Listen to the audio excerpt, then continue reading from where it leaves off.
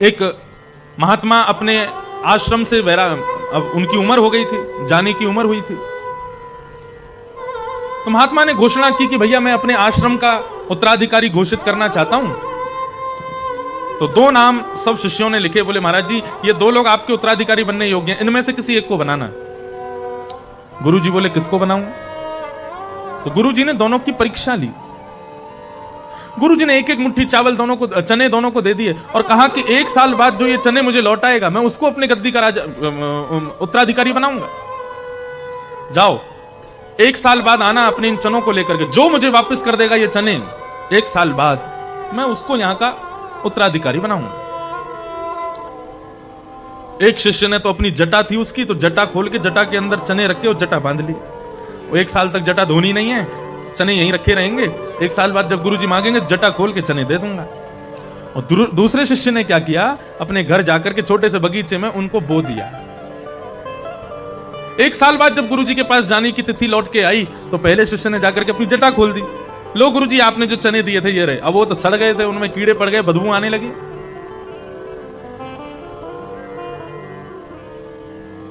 गुरुजी बोले निकल जा बाहर यहां से, पूरे आश्रम में गंदगी कर दी, बदबू कर दी। बोले गुरुजी आपने ही तो कहा था 1 साल बाद चने वापस करने हैं। बोले बाहर निकल यहां से, बदबू कर दी तूने। एक शिष्य को बाहर कर दिया। दूसरा शिष्य जब आया उससे कहा गुरुजी ने, हाँ भाई चने कहां हैं? बोले गुरुजी यहां नहीं, बाहर हैं, बाहर चलो।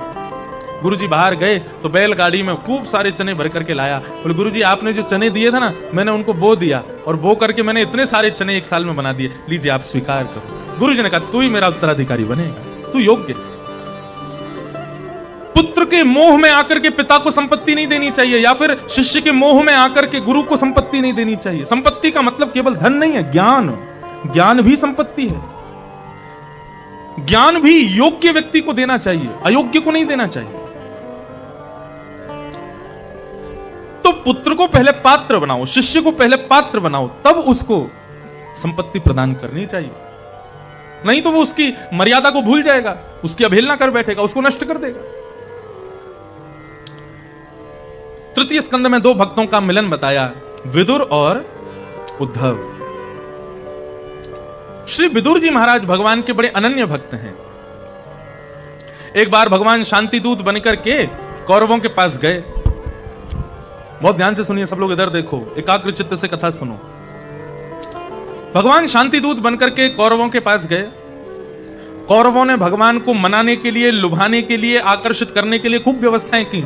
56 भोग बनवाए और महाराज क्या क्या व्यवस्था की, ठाकुर जी रीझ के महाभारत युद्ध में हमारी तरफ आ जाएं। भगवान शांति दूत बनकर के गए और कौरवों की सभा में जब पहुंचे तो भगवान ने जाके बड़ा न्यायिक बात कही और कही कि भैया देखो, 5 पांडव तुम्हारे भाई हैं, तुम पूरा राज्य उनको मत दो, जबकि राज्य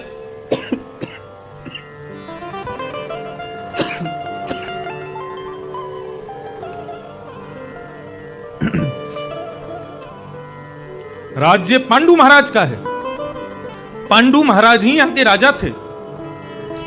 लेकिन तुम्हारे पिता को देकर के गए कि जब तक मेरे पुत्र बड़े ना हो जाएं तब तक आप संभालो, लेकिन तुम्हारे पिता ने गलत किया।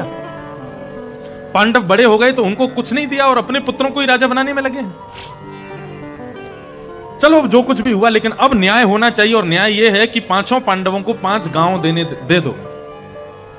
अरे वो 5 अपना प्रेम से रह लेंगे, तुमसे पूरा देश नहीं चाहिए, 5 गांव दे दो।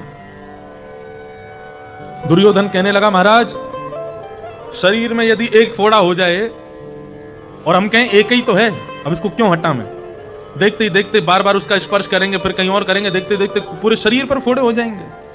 अगर 5 गांव मैंने दे दिए तो एक दिन पूरे भारत पर कब्जा कर लेंगे पांडव। सुच्चग्रैव न दास्यामि बिना युद्धेन केशव, सुई के नोक के बराबर जमीन भी बिना युद्ध के नहीं दूंगा। भगवान की बात का मान नहीं रखा। भगवान मुस्कुराने लगे, तो ठीक है फिर तैयार हो जाओ, असंख्य माताओं को विधवा करने के लिए, असंख्य बालकों को अनाथ करने के लिए तैयार हो जाओ। दुर्योधन बोला ये क्या बोल रहे हैं आप? अरे युद्ध करने वाले हैं, किसी को विधवा या किसी को अनाथ बोले तो युद्ध में यही तो होगा। जितने लोग मारे जाएंगे उनकी पत्नियां विधवा होंगी, और जितने लोग मारे जाएंगे उनके बच्चे अनाथ होंगे, और तुमको यही करना है तो फिर यही करो। अब महाभारत युद्ध होगा। दुर्योधन बोला अच्छा ठीक है, तो फिर अब बात यहीं खत्म करते हैं, कुछ भोजन प्रसाद हो जाए, आ जाओ प्रसाद पालें। भगवान बोले नहीं, मैं प्रसाद नहीं पाऊंगा। क्यों नहीं पाएंगे? आप द्वारिका से आ रहे हैं, भूख लगी होगी। भगवान बोले नहीं, मेरी प्रसादी तो विदुर जी के यहाँ है। विदुर जी वहीं बैठे थे। विदुर जी बोले मेरे यहाँ प्रसादी कब है इनकी? मुझे बताया तो कुछ है नहीं इन्होंने। पहले से कहा तो था नहीं कि मेरे यहाँ भोजन करने आएंगे, और अब कह रहे हैं कि विदुर जी के यहाँ भोजन है। विदुर जी भगवान को देखने लगे, इशारा करने लगे, कब? मैंने कब बुलाया आपको? भगवान बोले हाँ, विदुर काका बहुत दिन से पीछे पड़े थे, मेरे यहाँ भोजन करने आओ, आज इन्हीं के यहाँ भोजन है। विदुर जी दबे पांव भागे वहां से, बोले कि घर पे कोई व्यवस्था नहीं है और ये भोजन करने आ रहे हैं। विदुरानी वहां पर अभी नहाने के लिए जा रही थी। विदुर जी महाराज बोले, अरे विदुरानी, आज ठाकुर जी ने कैसा मान रखा मेरा। भरी सभा में बोले कि विदुर जी के यहाँ भोजन करने जाऊंगा। बड़े बड़े राजा महाराजा वहां देखते रह गए, 56 भोग की सोने की थालियां लगी रह गई, लेकिन ठाकुर जी ने कुछ नहीं पाया। बोले कि मैं विदुर जी के यहाँ आऊंगा। अब देवी हमारे घर तो कुछ है नहीं, मैं बाजार जाके कुछ सामान ले आता हूं, तुम जल्दी से नहा धो के तैयार हो जाओ, ठाकुर जी आने वाले होंगे, ठाकुर जी आने वाले होंगे, जल्दी तैयार हो जाओ। अब तो विदुरानी घबराई। हम जिससे बहुत प्रेम करते हैं या जिसका बहुत आदर करते हैं, ऐसा व्यक्ति सामने आ जाए तो कई बार प्रेम की अवस्था ऐसी होती है, हम करते कुछ है, होता कुछ है, उठाते कुछ है, हाथ में आता कुछ और है। इतने आनंदित हो गई विदुरानी, नहाने के लिए गई तो जैसे ही स्नान करने लगी तभी दरवाजे पर खटखटाहट हुई, खोलो। और कौन थे? सामने द्वारिकाधीश खड़े। अब तो विदुरानी घबराई, बोले द्वारिकाधीश आ गए। जल्दी से वस्त्र आदि पहने और पहन करके जैसे मुख्य द्वार पर गई तो द्वार पर जाकर के देखा स्वर्ण मुकुट विराज रहा है, सुंदर सांवले सलोना मुखमंडल है, कानों में मकराकृत कुंडल पहने हैं, खूब सारी सेना पीछे खड़ी है और तेज आभा प्रभा के साथ द्वारिकाधीश उनके मुख्य द्वार पर खड़े। विदुरानी तो नाचने लगी वहीं पर, आज मेरे घर ठाकुर जी आए। अब देख रही है ठाकुर जी की ओर और घर में सब व्यवस्था कर रही है। भगवान बोले कुछ बैठने को नहीं दोगी काकी जी? विदुरानी ने इतने में पाटा लाई, पाटा भी उल्टा बिछा दिया, बोले बैठ जाओ प्रभु। भगवान ने देखा पाटा उल्टा है, ठाकुर जी भी उल्टे पाटे पे ही बैठ गए। काकी जल्दी लाओ, भूख लगी है, कुछ खिलाओ। अरे विदुर जी अभी लेने गए हैं सामग्री, आ रहे होंगे, अब तब तक क्या करूं? तो कदली फल केला मिल गए, केला लेकर के आई और छील छील करके बोली मैं अपने हाथ से पवाऊं। बोले हाँ पवाओ काकी, जल्दी पवाओ, भूख लगी है। केला छीलती जा रही है और केला दूर फेंकती जा रही है, छिलका ठाकुर जी के मुख में देती जा रही है और भगवान भी प्रेम से मुख खोल के पाते जा रहे हैं। बंधुओं, शाम को रासलीला होती है यहाँ पे। कल मैं रासलीला जब देख रहा था तो ठाकुर जी जब प्रकट हुए ना, सच में मेरे मन की इच्छा हुई कि मैं जल्दी से अपने कमरे में, कुछ मिठाइयां आई हैं, लोग आते हैं मिलने तो कुछ लाते हैं, मैंने कहा मिठाई मंगवाऊं और पर्दा लगा के ठाकुर जी को अपने हाथ से पवाऊं। इतने प्यारे ठाकुर जी लग रहे थे। करके देखना, आज और कल 2 दिन और है रासलीला।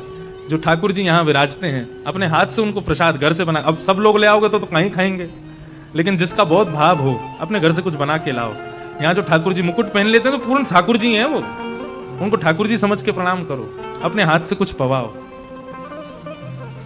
अब तो महाराज विदुरानी अपने हाथ से पवा रही थी, ठाकुर जी प्रेम सब। इतने में ही विदुर जी आ गए। विदुर जी बोले अरे विदुरानी क्या कर रही हो? विदुरानी घबराई, क्या हो गया? अरे ठाकुर जी जैसे तैसे पहली बार घर आए और तुमने क्या किया? बोले मैंने क्या कर दिया? बोले उल्टे पाटे पर ठाकुर जी बैठे, फल खिला रही हो, छिलका खिला रही हो, फल दूर फेंक रही हो, ये सब क्या कर रही हो? ठाकुर जी बोले काकी जी तुम चिंता मत करो, गलती आपकी ना है, आप भी इतने भाव से मुंह को छिलका खिला रही हो, मुंह को छिलका भी मीठा ही लग रहे हो। या हमारी मैंने भी टोको ना, मैंने भी कछु कही ना। ऐसे प्रेम के प्रियतम हैं, ऐसे प्रेम के पुजारी हैं ठाकुर जी। दुर्योधन की मेवा त्यागी, साख विदुर घर खाई, सबसे ऊंची प्रेम सगाई, सबसे ऊंची प्रेम सगाई, सबसे ऊंची प्रेम सगाई। तो बंधुओं, विदुर जी महाराज ने ठाकुर जी को अपने यहां प्रसादी पवाई। विदुर जी बोले ठाकुर जी आपका अनादर करने वाला कोई भी क्यों ना हो, हम उसका त्याग कर देंगे। इन कौरवों ने आपकी बात का मान नहीं किया, मैं अब कौरवों के पक्ष में नहीं रहूंगा।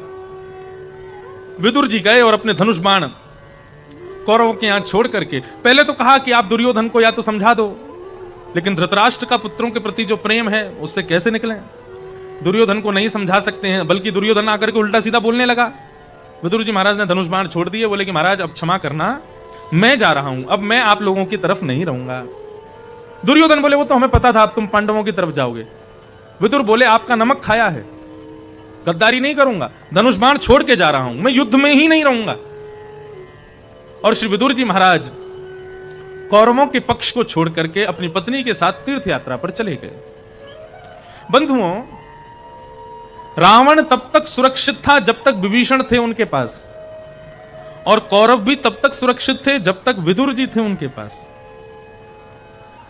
एक परिवार, एक ग्रह, वो तब तक सुरक्षित है जब तक कोई भक्त वहां उनके पास है। एक भक्त के जीवन में होना बहुत जरूरी है।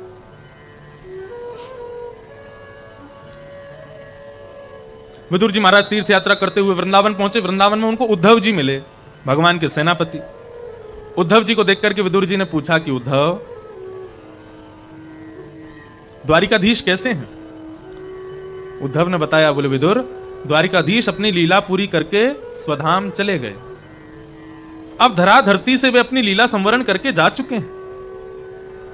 ये बात सुनते ही विदुर जी महाराज रुदन करने लगे और सोचने लगे, मैंने सोचा था मैं तीर्थ यात्रा करते हुए द्वारिका जाऊंगा, द्वारिकाधीश से मिलूंगा, लेकिन मेरा अभाग्य था कि मैं द्वारिकाधीश का एक बार दर्शन ना कर सका। वे अपनी लीला पूरी करके चले गए। उद्धव जी बोले, चिंता मत करो, तुम बहुत भाग्यशाली हो। ठाकुर जी जाते जाते तुम्हारा बहुत स्मरण कर रहे थे। उन्होंने भागवत धर्म सुनाया मुझको, उद्धव जी बता रहे हैं, और बार बार कह रहे थे, उद्धव मेरा विदुर होता तो कितना आनंद आता ना। विदुर जी महाराज कहने लगे, जो भागवत धर्म भगवान ने तुमको सुनाया, तुम कृपा करके मुझे सुना दो। उद्धव जी बोले, मुझे तो बद्रीनाथ जाने की आज्ञा है, लेकिन वहां मैत्री मुनि विद्यमान थे। उनसे ठाकुर जी ने कहा कि विदुर तुम्हारे पास आएगा, मेरा विदुर आपसे मिलेगा। हे मैत्री मुनि, उसको ये उपदेश सुना देना जो मैं तुमको सुना रहा हूं। आप मैत्री मुनि के आश्रम जाओ। विदुर जी महाराज मैत्री मुनि के आश्रम पहुंचे और मैत्री मुनि के यहां जाकर के उन्होंने सृष्टि के बारे में पूछा कि भगवान इस सृष्टि को क्यों बनाते हैं, कैसे बनाते हैं, क्या भाव है, मुझे सब बताओ। और यहां से विदुर मैत्रेय संवाद प्रारंभ होता है। हे विदुर जी, मैं आपको पहले संहार बता देता हूं, तो आपको सृष्टि बनती कैसे अपने आप पता चल जाएगा। तो बंधुओं, प्रलय कैसे आता है वो भाव बताया गया, बहुत ध्यान से सुनना। बोले, जब प्रलय आने वाला होगा उस समय स्थिति कैसी होगी? बोले, आकाश में एक नहीं 12 सूर्य एक साथ प्रकट हो जाएंगे। अब ये ज्यों ज्यों गर्मी बढ़ रही है ना, ये ज्यों ज्यों इतनी ज्यादा गर्मी हो रही है, ये क्यों हो रही है? सूरज बढ़ रहे हैं ऊपर। पहले एक होते थे, अब कम से कम 2 तो होंगे, तभी इतनी गर्मी हो रही है। जिस समय इन सूर्य में 12 सूर्यों के समान तेज आ जाएगा, मतलब भयंकर गर्म, तो क्या होगा? पृथ्वी से जल तत्व खत्म हो जाएगा।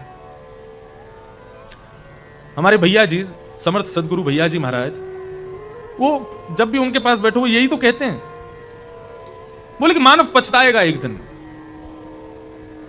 वो जिस जल के मूल्य को आज नहीं समझ रहा ना, हम लोग नहीं समझ रहे हैं, लेकिन हां, मेरी उम्र के बालक जो भी यहां हैं या जो सुन रहे हैं लाइव, हम लोगों का बुढ़ापा बहुत भयंकर जाने वाला है। हम लोगों का, जो वयोवृद्ध यहां बैठे हैं वे तो फिर भी बहुत कुछ सही देख करके जा रहे हैं, लेकिन आगामी 20-30 साल में बहुत बुरी स्थिति होने वाली। मतलब हम लोगों का, हम युवाओं का बुढ़ापा बहुत बुरा होगा। और जो बालक अभी जन्मे ही हैं उनके बुढ़ापे पे तो पूछो ही मत क्या होगा। प्रकृति नष्ट हो रही है। भगवान श्री कृष्ण का संपूर्ण जीवन प्रकृति संरक्षण के लिए है। मानव पहाड़ों की रक्षा करे, इसलिए गोवर्धन को अपना रूप बता दिया। नदियों की रक्षा करे, इसलिए कालिया नाग को भगा दिया। वृक्षों की, लता गुल्मों की रक्षा करे, इसलिए अपने प्रसाद में आज भी ठाकुर जी भोग तब तक नहीं लगाते जब तक तुलसी नहीं डालोगे। बिना प्रकृति के, और मिट्टी की रक्षा हो, भूमि की रक्षा हो, माटी खाली। संपूर्ण कृष्ण लीला इस प्रकृति के संरक्षण के लिए ही है। हम मानव ठाकुर जी की सेवा तो करते हैं। मैं तो अपनी कथा में पता क्या कहता हूं? मैं कहता हूं, वृंदावन आ रहे हो और आप लोग चाहते हो कि सदा सर्वदा के लिए हम वृंदावन से जुड़ जाएं, वृंदावन से हमारा नाता हो जाए, वृंदावन से हमारी प्रीति हो जाए। मेरा कहा एक काम करना, वृंदावन आइए, बिहारी जी दर्शन करने जाओ, राधा वल्लभ जी जाओ, राधारमण जी जाओ। किसी समय में तो 5000 मंदिर वृंदावन में होते थे। आजकल 5000 कम गिनती है, वृंदावन में कम से कम 10,000 मंदिर होंगे। इतने मंदिरों से युक्त है वृंदावन। उस वृंदावन में प्रत्येक मंदिर में जाओ, राधा रमण जी जाओ, बिहारी जी जाओ, राधा वल्लभ जी जाओ, सब जगह जाओ। मंदिर में जो तुम्हारा मन करे वो चढ़ाओ, 1000 चढ़ाओ, 2000 चढ़ाओ, 500 चढ़ाओ, जो इच्छा हो वो चढ़ाओ। लेकिन उससे बिहारी जी इतने खुश नहीं होंगे। खुश किससे होंगे? 500 रुपए के पौधे खरीद लाओ, 500 रुपए के कुछ बीज खरीद लाओ, और वृंदावन में जहां तुमको खाली दिखे या कोई श्रेष्ठ एक इलाका हो वहां पर उस पौधे को लगा दो, और पौधे को लगा करके जब जब वृंदावन जाओ तब तब उसकी देखभाल करो, रोज उसमें जल पड़े, ऐसा कुछ विचार करो। ठाकुर जी हमने सुना है, और हमने सुना कि वृंदावन वालों ने तो महसूस किया, अनुभव किया कि आज भी बिहारी जी वृंदावन में रास करते हैं रात्रि में। कईयों को दर्शन होते हैं ठाकुर जी के। लेकिन ठाकुर जी को रास के लिए क्या चाहिए? ठाकुर जी खुले आसमान में रास नहीं करते, ठाकुर जी खुले मैदान में रास नहीं करते। ठाकुर जी को वृक्ष चाहिए, गुल्म चाहिए, पत्र चाहिए, उनके नीचे ही ठाकुर जी रास करते हैं। जब तक कुंज नहीं मिलेगी ठाकुर जी रास कैसे करेंगे? वृंदावन जाओ तो वृंदावन को पुनः कुंज बनाने का प्रयास करो। अरे कन्हैया, किसी दिन रास करते करते तुम्हारे लगाए हुए वृक्ष के नीचे यदि सर टेक करके बैठ गए, हमारा कल्याण उसी दिन हो जाएगा। लेकिन लोगों ने वृंदावन के रूप को नहीं समझा। आज वृंदावन में 13-13 मंजिला, 18-18 मंजिला बिल्डिंग बन रही हैं। दुनिया भर के कंस्ट्रक्टर वृंदावन में पहुंच गए हैं। वृंदावन उसका नाम ही है, वृंदा यानी तुलसी, वन यानी कि जंगल। लेकिन आज वृंदावन नहीं बचा है, बिल्डिंग वन हो गया है, सीमेंट वन हो गया है। ऐसी स्थिति हो गई है वृंदावन की।